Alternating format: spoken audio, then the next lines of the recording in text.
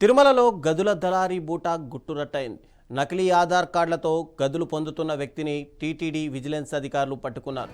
కేరళకు చెందిన ఆషిక్ అలీని అదుపులోకి తీసుకున్నారు. అతడి నుంచి 2 నకిలీ ఆధార్ కార్డులు, నగదు, సెల్ ఫోన్ స్వాధీనం చేసుకున్నారు. ఒక్కో గదికి 1000 రూపాయలు ఇస్తామని రంజిత్ అనే దళారీ తనను నియమించుకున్నట్టు విచారణలో వెల్లడైంది. నకిలీ పత్రాలతో గదులు పొంది దళారులకు అప్పగిస్తున్నట్టు నిందితుడు అంగీకరించాడు. ఈ గదులను దళారులు అధిక ధరలకు భక్తులకు విక్రయిస్తున్నట్టు టీటీడీ వెల్లడించింది. ఇక ముఠాలోని ఇతర సభ్యుల కోసం పోలీసులు దర్యాప్తు చేస్తున్నారు.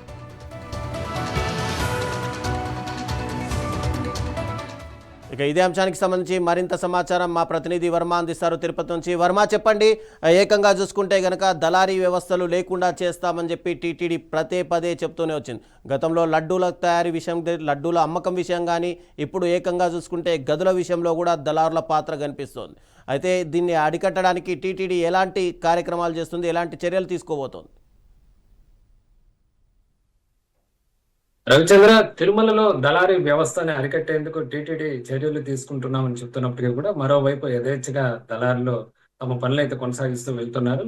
ఇందులో భాగంగా తాజాగా గదులకు సంబంధించి షేక్ ఆలీ అని చెప్పి ఒక కేరళకు చెందిన ఒక వ్యక్తిని అక్కడ స్థానిక విజిలెన్స్ అదుపులోకి తీసుకోవడం జరిగింది. పోలీసులకు అప్పగించడం జరిగింది. అతని మీద కేసు కూడా నమోదు చేయడం జరిగింది.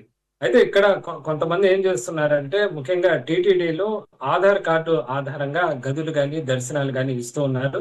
దీంతో వాళ్ళు నకిలీ ఆధార్ కార్డులు, అంటే ఆధార్ నెంబర్ ఒకటి ఉంటుంది, అందులో ఫోటో మార్పింగ్ చేసి ఈ విధంగా నకిలీ ఆధార్ కార్డులతో తరచూ తిరుమలలో వసతి గదులు పొందుతున్నారు. తిరుమలలోని సెంట్రల్ రిసెప్షన్ ఆఫీస్ దగ్గర ఏదైతే సామాన్య భక్తులు దర్శనం వసతి గది కోసం వెళ్తారో అక్కడికి నకిలీ ఆధార్ కార్డు, అందులో నకిలీ ఫోటోలు, వేరే వ్యక్తులు కార్డు ఒకటి ఉంటుంది, అందులో ఫోటో మరొకటి ఉంటుంది. ఈ విధంగా ఆధార్ కార్డులు తీసుకువెళ్ళి అక్కడ గదులు తీసుకుంటారు. ఆ గదులను మళ్ళీ ఎవరైతే భక్తులు గదులు దొరకకుండా అక్కడే తిరుగుతూ ఉంటారో వాళ్లకు బ్లాక్ లో అధిక ధరలకు విక్రయిస్తూ ఉంటారు. దీన్ని ఒక నిత్య కృత్యంగా చేసుకుంటూ కూడా తిరుమలలో దళారులు రెచ్చిపోతున్న పరిస్థితి అయితే ఉంది. ఈ మధ్య కాలంలో తరచూ ఇలాంటి వారిని పోలీసులు కానీ విజిలెన్స్ సిబ్బంది కానీ గుర్తించడం జరిగింది. ఇలాంటి వారిలో ఇక్కడ తెలుగు రాష్ట్రాల నుంచే కాకుండా స్థానికులే కాకుండా ఇతర రాష్ట్రాలకు సంబంధించిన వాళ్ళు కూడా ఉన్నారు.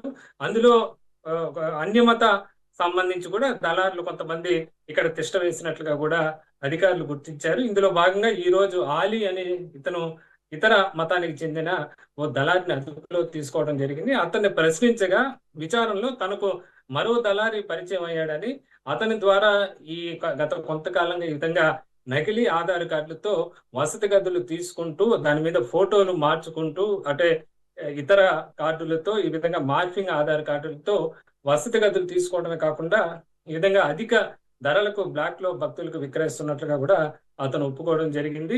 ఇలాంటి ఘటనలు కానీ ఇలాంటి కేసులు తరచూ తిరుమలలో పునరావృతం అవుతూనే ఉన్నాయి. టీటీడీకి సంబంధించి ప్రత్యేకమైన వ్యవస్థ ఉన్నప్పటికీ కూడా తరచూ ఇలాంటి వారులను అదుపు చేయడంలో విఫలమవుతుందన్న విమర్శలు కూడా వస్తున్న నేపథ్యం అయితే ఉంది. మరోవైపు ఏదైతే ఇప్పటికే విఐపి దర్శన టికెట్లు లాంటివి కొంతమంది దళారులను పట్టుకోవడం జరిగింది.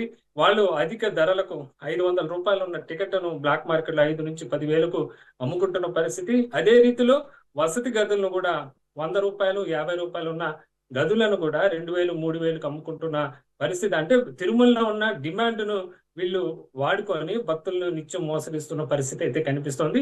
ఇలాంటి వాళ్ళని అదుపు చేయాలని చెప్పి కూడా భక్తులైతే కోరుతున్న పరిస్థితి అయితే ఉంది. Ravichandra, thank you Varma.